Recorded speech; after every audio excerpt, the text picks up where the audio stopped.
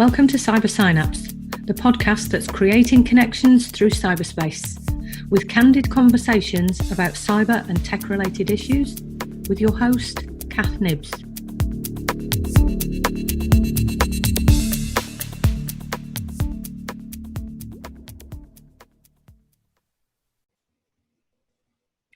Welcome to a seriously quick introduction of CyberSynapse. It's an ad hoc episode. I've not had the sound quality done on this episode, but right now this is just to introduce sex, relationships, pornography use during COVID.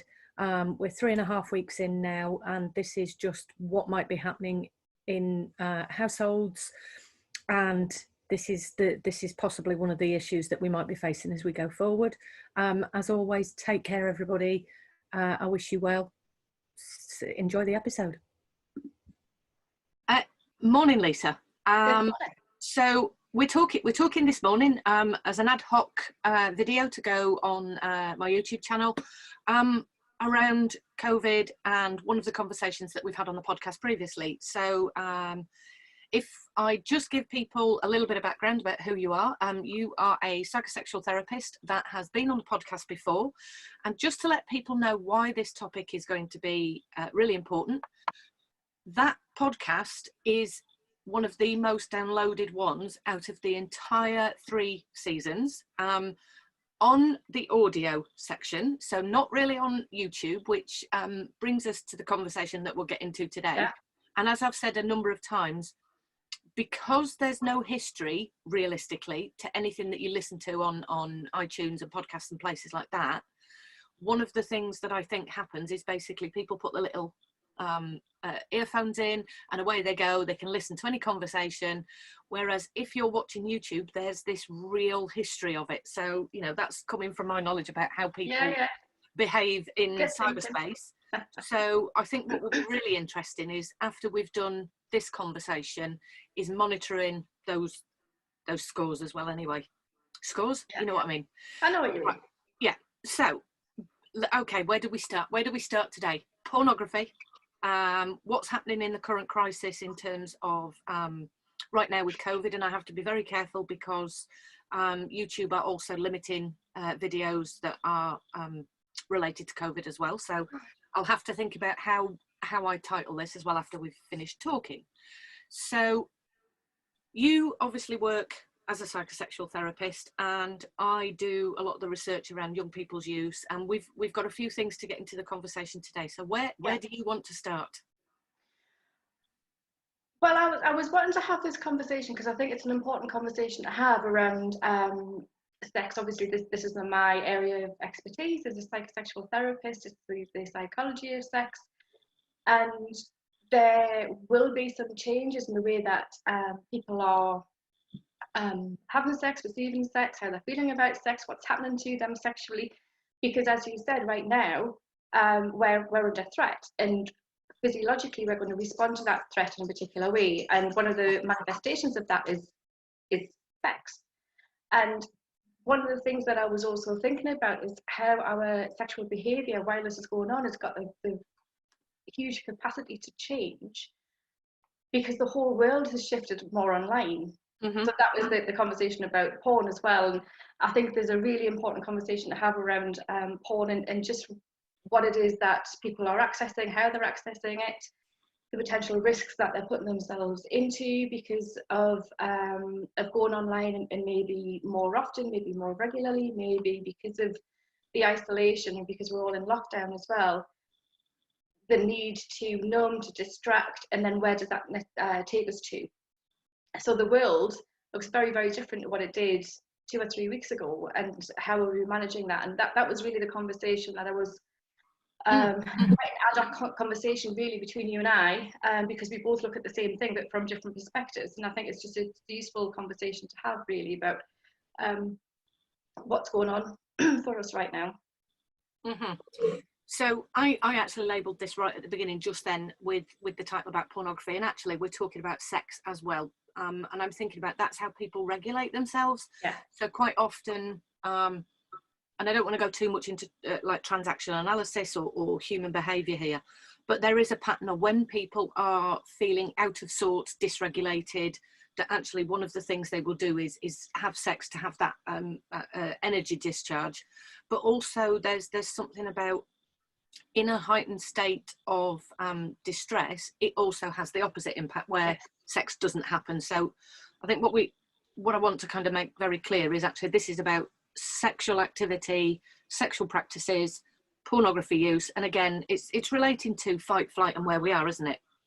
It is, absolutely. And for me, I think we can't necessarily separate those things out anyway, because you're right, people are going to be responding in quite individual ways depending on really what's going on for them, what their history has been.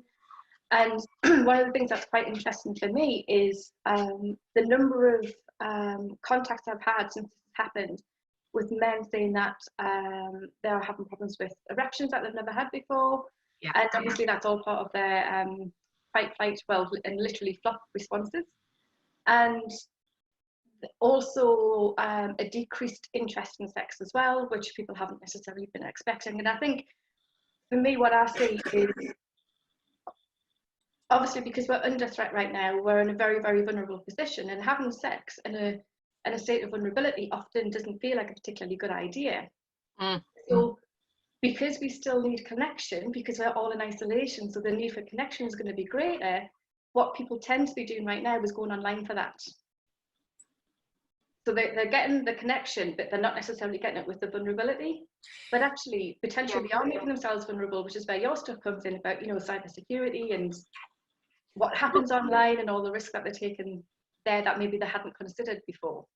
Well, actually, I was just thinking in terms of physiological arousal, there is also something about when there's a tiger on you, behind you, the two things that the human body does are, they will hold on to pregnancies because you can't really go, overwhelmed with oxytocin and laid in a cave when you're having a baby, because it's just not gonna happen. And the other thing is you're gonna need to run, and when you're running, there's a couple of things that happen, and let's just say people will often void their bowels, etc., etc. Sex is the last thing that people in that physiological arousal state will want to be doing. And I quite liked actually how you took the vagal theory then and talked about that fight, flight, freeze and the flop. Yeah. So the total withdrawal and shutdown is that total physiology, isn't it? And I'm just thinking about, do we want to talk a little bit about that physiology, the vagus nerve, and how it's connected? So we have inferior, superior to the diaphragm, and everything below the diaphragm is connected by this dorsal vagal. So it's which does go to the extremities, the genitals and testes and so on. So what have you noticed in terms of let's call it the panic behind the I can't get an erection? I think correct me if I've got this wrong, Kath, but my understanding is if this sort of,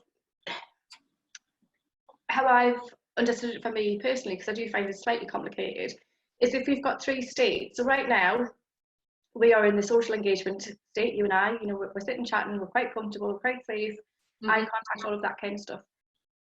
What happens is when we move into a state of threat and being anxious and being worried, what happens for people sexually is they start thinking about, oh my God, what's going to happen? Am I going to get an erection? Am I going to be able to do this? Is it going to be painful? All of those things. So we kind of move up into another layer of that sort of fight, flight, and like you said, in that place, the last thing you need is a hard on. Let's say that two tigers kind of coming behind you. So then what happens is we eventually reach a point where the body just goes into that shutdown place and nothing is going to happen sexually at all. And that's the point where someone's going to lose their erection. And I'm just using erection because it's quite a useful visual with that, because we literally play dead.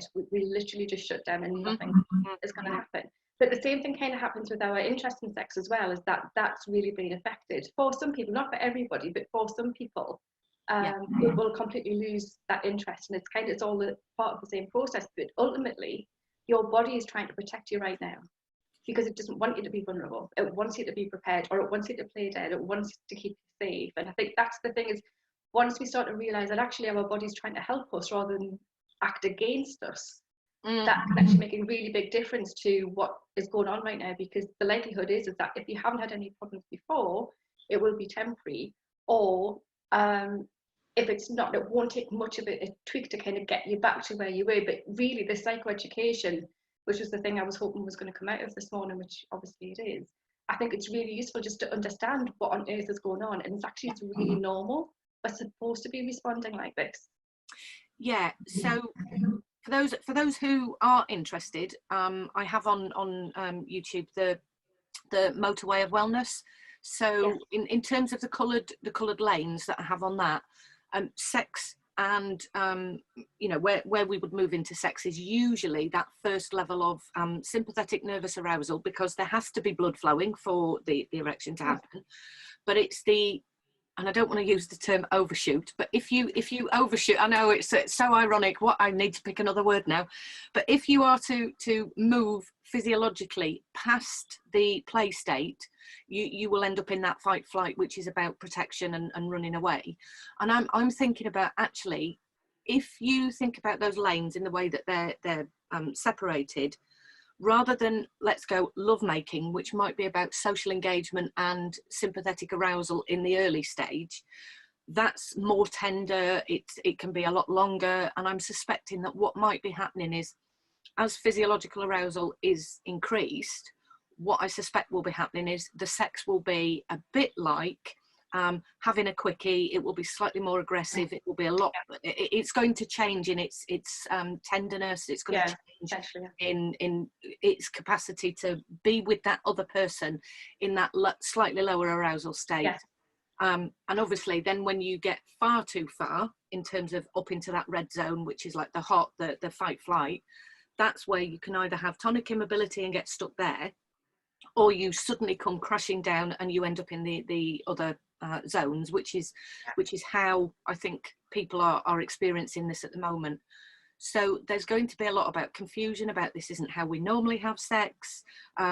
She normally, he normally, they normally, whatever kind of pronoun we're putting in terms of how that sex might be happening, that actually that's going to be really confusing to people about, this isn't the normal way that we do it. This isn't the normal way that it happens, and what happened to. So I suspect that foreplay will be potentially out of the window, and it will be. Absolutely. Yeah, and I think the thing about foreplay is that, because you're absolutely right, things are likely to be happening quicker, because the more we're in that state of sexual experience, the more vulnerable we are. So the body is literally wanting to get over or get out of that vulnerable state as quickly as possible. Yeah, and obviously the only way that you can do that is to get it over and done with. If that's a it's not a very nice way to say it. I'm just thinking the terminology here is really kind of. I'm just thinking you can't have this conversation without it being any other way. and do you know what? And here's the thing about this social engagement state. We are in that place where there's a little bit of humour, because actually, this is what it is to be human, to be confused, to have these different states and movements between them. Yeah, so vulnerability, this is where we're talking about real moments of human connection, and in order to do that you need those neurotransmitters, you need those neurochemicals, you need the non-stress hormones, and right now they're in competition with the cortisol, with the norepinephrine, with the adrenal system. Absolutely. So again, that then takes us into that place where it's about vulnerability. So what about if we talk about what happens for people that are essentially struggling with the vulnerable sex in the corporeal world, the real world, and then what they're doing to move online, and this will include women as well. So quite often, I know when we do talk about pornography use, etc., it does tend to be looked at by men, and there's a lot of people that you and I know, especially on Twitter, that will say it's a male issue, and actually no, it isn't. This is something that I'm seeing increasing in young girls, which, you know, we'll come to that section in just a minute. So what would you say is happening in terms of the visitations to Pornhub and other platforms, because they do exist? They do, yes, they do indeed. they have seen, if you look at, because Pornhub's, it's very, very friendly to you and I researchers, because they will give us stats.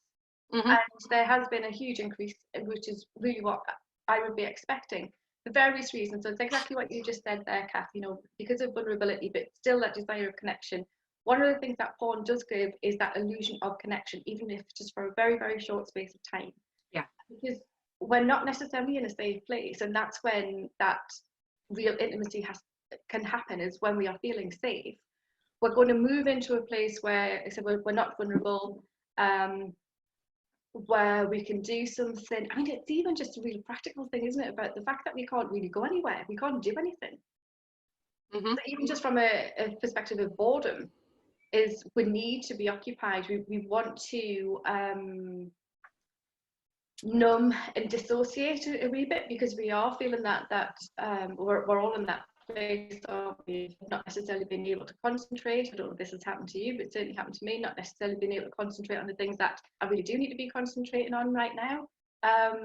So there's lots of different motivations, I think, for people to move to online to get that stimulation, or to whichever someone's looking for, I suppose. Well, yes, yeah. So actually, I did a presentation the other day where I was talking about the dissociative state is also, well, it's preceded by boredom. So going down, if you like, going down the lanes towards complete withdrawal and shutdown, you have this intimacy stage, which is being still. It's the rest and digest phase. But what happens in that particular place is people will become curious. I mean, it's the seat of creativity is boredom. So there's something about people will kind of move into a I wonder. So they start Googling and they go off on a bit of a tangent, and you can find themselves, I don't know, they might end up on TikTok, they might end up on YouTube. And given the videos that exist on these platforms, I'm just going to go with, for those of you who haven't visited TikTok, it's a bizarre mishmash. What do I even want to say here? Anyway, it's a platform where if anybody's thunk it, it's on there, in terms of, you know, just the bizarre things that appear.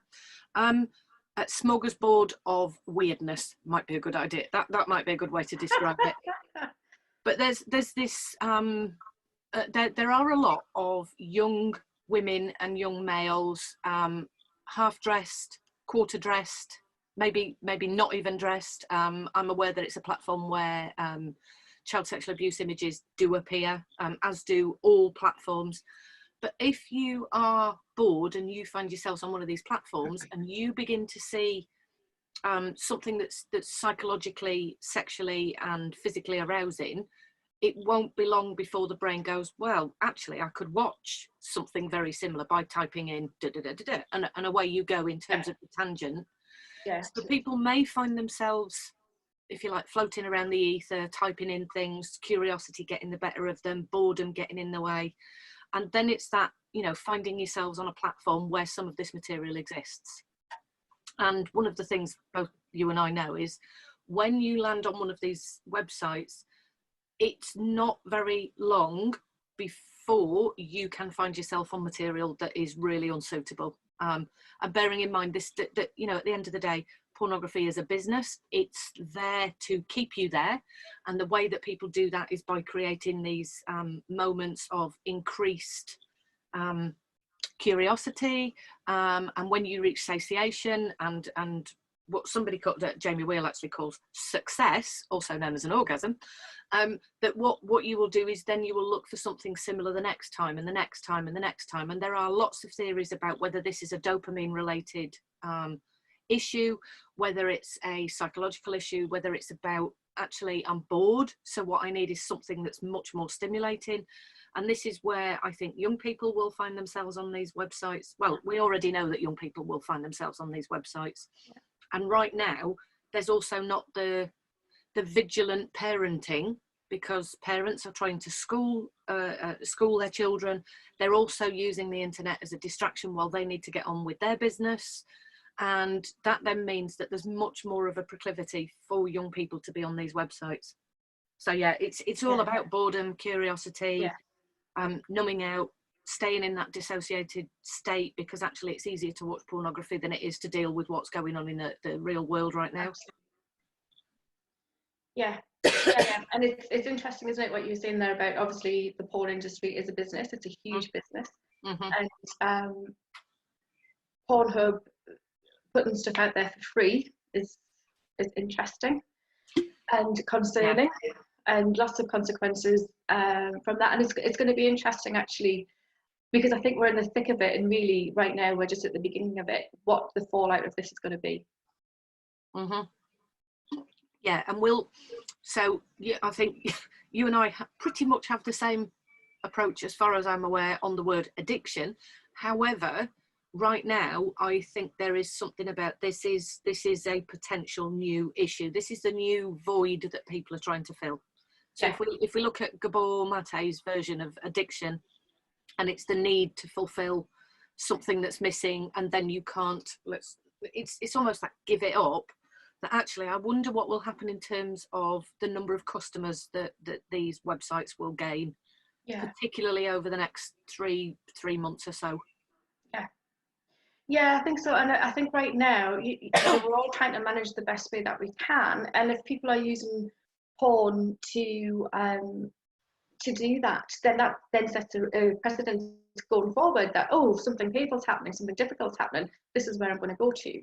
And I think perhaps we haven't, yes, this has been happening previous to this, but perhaps not on the same scale to what we've never seen this before. We've never seen anything on this scale, not of our generation at least.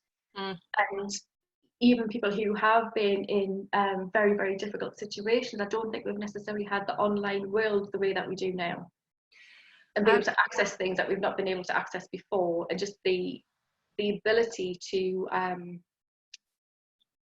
just the accessibility is really quite different. There is something here about the hashtag told you so. I am going to stay away from that for the moment, but this was something that, and I'm just thinking right now, the online harms white bill was supposed to be being put in place, and also the age identification bill that became suddenly part of the online harms white bill, that has not been implemented. And previous to where we were, there was a high probability of young people accessing this kind of material. I think it's an almost certainty now. There's a huge difference between we had, and we do have a law. We have this bill which is supposed to be being put in. I thought it was going to be delayed till 2021. I don't actually know what's happening around that at the moment, so I am keeping my ears to the ground in terms of what's going on there. But also, one of the other things, just to and I did say I would kind of get this in on the conversation, is whilst young people are visiting these websites, this is also where those perpetrators of child sexual abuse also frequent. And the material on there at the moment is generally 18 plus, and it's generally adults. I suspect that may change, because I was reading an article within the last 24 hours about the National Crime Agency knowing that there are 300,000 known, and let's just make this really clear, that's known perpetrators of child sexual abuse, that they're already in discussions about how they can exploit this situation, and how they can find young people on the internet, and what that will actually mean in terms of those children, and their the impacts on them.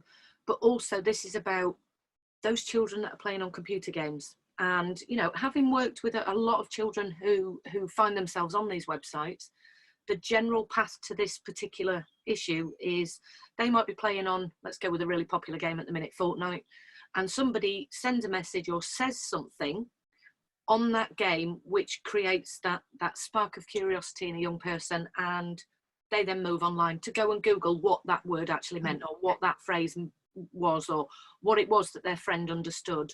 And we're moving into a place where Messenger is on about encryption and keeping it end to end, and that way nobody would be able to track what's being sent. There's currently, and I would suggest that people can go and read the article that I did on Discord, there's a lot of this stuff being sent by Discord. And that's worrying me, because most parents at the minute might be being guided in terms of don't allow your children onto Pornhub by going to the website. Well, actually, they don't need to. If it's sent as a file transfer in a platform such as Discord, and that then leads us down, you know, where will this go? Where will we end up? I mean, nobody knows these answers at the minute. No, not really. What I do predict is that you're going to see many more clients in terms of psychosexual issues in the adult world. I'm now going to see more children who have cyber traumas, who have been sexually exploited or abused online. I'm going to see much more about children visiting these websites. And also, just on the back of pornography, children will find themselves looking at other stuff, and the other stuff will also point them to Pornhub and pornography sites. Yeah. So it's a complete circle of cyber trauma and huge issues. So what would be, just take a stab at this. It might be based in terms of your practice, but what would be your prediction about what it is you think, you know, therapy will be dealing with? What do you think will be happening in terms of relationships? What's your prediction? My prediction is that I'm going to see a lot more people. I see a lot of people anyway, but I'm going to see a lot more people with pornography issues as they see them. I predict I'm going to see a lot more people with erectile problems, which I tend to not so much these days, because it's so easy just to get a pill. So actually in the sex therapy world, we've seen a massive reduction in the amount of presentations that we see for erectile difficulties, but I think that will change. One of the really interesting things is actually, from my perspective, and I haven't seen it in the opposite way. When it comes to relationships, people are reporting to me that their relationships are improving. And I think it's perhaps that mentality of like, okay, we just need to bunker down here, we just need to get this sorted out, and we just need to get on with this. And actually they are, which has been very interesting to observe that from, you know, just to say in the last 2 or 3 weeks, that people with relationship difficulties have said, actually, we've been really good. Where that goes for me with regards to future therapy, I'm not entirely sure. But I also predict that in more the long term, the clients that you're talking about with the young people, they are going to be my future clients, which is terrible, really. But that's what I predict. So I've got that, you know, the short term stuff I'm going to be seeing, but then there's the longer term impact. Well, yeah, I mean, I'm just thinking that this course that we have on talking about sex and pornography in the therapy room is going to be it's going to be mandatory now, really. You know, and it was before, but it was one of those, I don't think people knew how important it might have been beforehand, but actually I think it's going to be definitely a conversation going forward about, you know, how do I talk to a young person about this? And, you know, for me, this is my world. I talk about the online world all of the time. It's my background, it's my research area. So for me as a therapist with young people, it's really not an uncomfortable conversation. I mean, you know, here we are talking about, you know, sex and pornography, and this is our daily bread, if you like. We do this all the time. So I'm also thinking, Lisa, in terms of relationships where actually intimacy has been an issue, but may not be right now because people are confined. But what that will do over the longer time that people are in, you know, before they get cabin fever, but actually what that will do in terms of those relationships. So in couples counselling, there's a lot about types of relationships, and there's one particular type that I'm considering here, and it's often called the cat and dog. Yeah. So this is the fact that they get on together, that then they don't, that then they do. So I think Esther Perel talks about this quite a lot, that actually it's that fight phase, and you know, the making up sex tends to be how they regulate themselves. So there's a lot of passion in making up, but there's also a lot of passion in terms of violence, aggression. So I'm kind of concerned about those couples. Absolutely. I mean, you know, it's not necessarily something I do see that in practice, but I don't necessarily see much in the way of domestic violence or that level of aggression within a relationship. But yes, that massively concerns me about what the fallout of this is. And I think it's actually, in many respects, it is quite hard to predict because we've never been in this situation before. We're all just here watching and observing what is, to the best of our ability, what is happening, and then what is the potential of this, because you're right, that cabin fever is going to kick in. But it's very early days where we are right now, and what that is going to look like when that happens, who knows. But I suppose we do have a degree of knowledge because of those relationship styles that you were talking about, but ultimately I'm not entirely sure whether we do know, because we'll not have been in that situation where it's going to last for this length of time, be this vulnerable, and fundamentally change our lives completely. Because I think that's one of the biggest things, that everybody's life has changed. Even just do something relatively normal, like trying to do the shopping, has changed, you know, and that degree of stress that we're now feeling because of something that we probably consider to be quite mundane, suddenly it's a big expedition. It's actually really, really difficult. Absolutely. I'm just thinking about those, do we have to go shopping, is now, oh my God. It's a completely different reaction, isn't it? Yeah. Okay. So I think we're keeping this fairly short, because I'm just thinking about what else would we, what else would we talk about? What else would you like to put in here? Because this is right at the beginning. It is right at the beginning. And I think the only thing I would really like to say for those adults who are maybe watching this and have felt a difference in their sexual behaviour, sexual attitude, whether they want to have sex, whether they don't want to have sex, what's different, is that whatever it is that you are feeling is normal. Like I said, we're responding in pretty much exactly the way that we're supposed to be responding. And I think that if we take that on board, in many respects, that helps to reduce the panic. Yes, so recently I did a health summit talk where I was asked, what message do you want to convey? And I actually put at the end of it, it's okay not to be okay. And though it is cliche, we are all in a place where we have the not knowns and the knowns, and being a human, we like certainty. So this is to say there isn't any certainty. So it's not about get your head around it and pull your bootstraps up and get on with it. No. It's okay that we don't have the answers. It's okay that we are where we are, and we're learning as we go along. But also there are steps that we can take to notice. And for me, it's always about pay attention to what's going on internally, pay attention to what you're doing, pay attention to when you're doing things, because that's the stuff that you're going to need after this. Like you said, when you find yourself stressed, is your go-to place, I'm going to reach for a glass of wine, I'm going to get a box of cigarettes, I'm going to go to Pornhub, I'm going to do.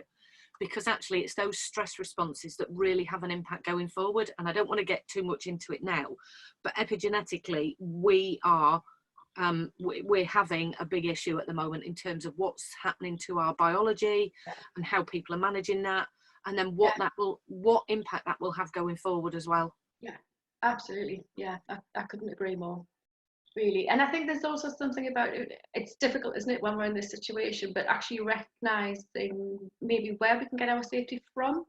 We're generally not feeling very safe, and I think there's something about we talked about that saber-toothed tiger, because I think it's such a brilliant analogy. We are safer when we can see the saber-toothed tiger, when we know where it is. But actually right now our threat, we can't see it. We don't know where it is. Yeah. And this is what I was saying the other week. I think it's one of those things, we have a common enemy, but none of us know where the enemy is. Yes, absolutely. And that's the bit, that's the unknown, isn't it? Will it happen to me? When will it happen to me? Why is this happening to me? And we've got all of these questions, and as human beings, we don't do great when that's our state of play. Yeah. So physiologically. I think I just wanted to say one more thing on that. One of the things that I've noticed recently is there's been a lot of stuff flying around about being very mindful and being very present and all that kind of stuff, meditation. Go on, Kath. Go for it. I am. In fact, I know that I didn't do this on the speech I gave, the presentation I did the other day. There is so much shite on social media at the minute about use this time to grow and be aware. Right, okay. growth comes when you are in a space and place of safety. You cannot possibly grow when there's a frigging tiger behind you and you're giving it what for, you know, pacing it down the road. Yeah, great. Be aware that there's a tiger on you and you're doing your best to survive. But there's also something about, this is not a stop, take time. I know that meditation works, and I'm not slating meditation whatsoever here, because I use it. It's a massive go-to tool. But this is not something that we've been granted to take time in. This is a situation of, this is going to save your life. It's a very, very different space and place. There is also something about, actually, we're all doing the best that we can. And I'm aware that you're sharing this stuff to try and help yourself feel better. But pay attention to why you're sharing it. Pay attention to the fact that what you are doing is sharing stuff that makes you feel better. Because if you have this narrative that says, oh, I'm here and I can take this space to grow. Actually, I think this is a space of everybody being bloody terrified. Yeah. That's the bit that hasn't been acknowledged. Yes, and for me, that's why I'm finding it so difficult. Yeah, and that was the thing that I was wanting to bring up, because I'm the same. You know, I use meditation a lot. You know, I think it's a brilliant practice, but right now that's not what our bodies are wanting us to do. No. And there's a Gabriel Maté talks about this, about people who have previously experienced trauma. When they move into, and we're all in a pretty significant trauma response right now, I'd say, when we meditate, actually what we're doing is we are moving ourselves into further isolation, because we're literally on our own, and that's not what we want to do right now. So that can be a really difficult space for people. So I understand, you know, the best intentions of what people are trying to do, but just, you know, if you can do it, great. But yeah. Well, yeah, to kind of further go with that, I saw a webinar with Bessel van der Kolk the other day, and one of the things he said was pay attention to your body, you know, maybe do some yoga. And I'm aware that he's a massive advocate of yoga, but do you know what? It don't work for everybody. And right now, if I'm trying to lay down and say, for example, I'm doing a pose where so I do yoga. I'm not an avid practitioner of it. One of my friends is a yoga teacher, and if I'm doing the bridge, which is you lay down on your back and you lift your hips up, if I've got trauma in my background that's related to any kind of sexual abuse, or, you know, what's going to happen for me in my body in that moment is I'm going to go, yeah, stop doing this. Yeah. If I try to meditate and my brain is going, oh my God, I've only got 3 sausages left in the freezer and I don't know, and 2 chicken breasts. What am I supposed to do? And that's really apt, isn't it? I've just chosen sausage and chicken breasts for this talk.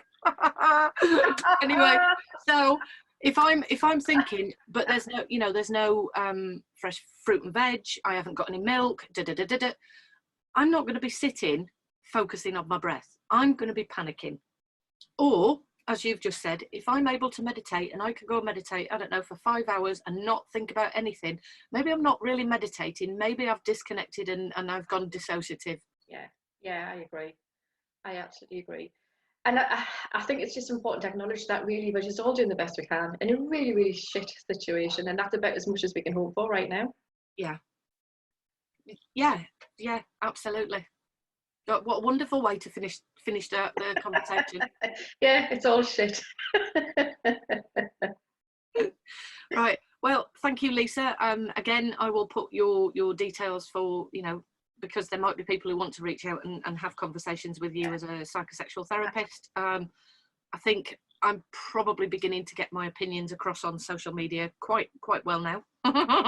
In terms of, I'm actually staying off social media because it's not good for my health. It's it just really a difficult is not place to be. Yeah, it's not good for my health whatsoever. All right, thank you very much. You're welcome, Kath. This podcast was edited by Rory Kavanagh, an audio enthusiast and music producer.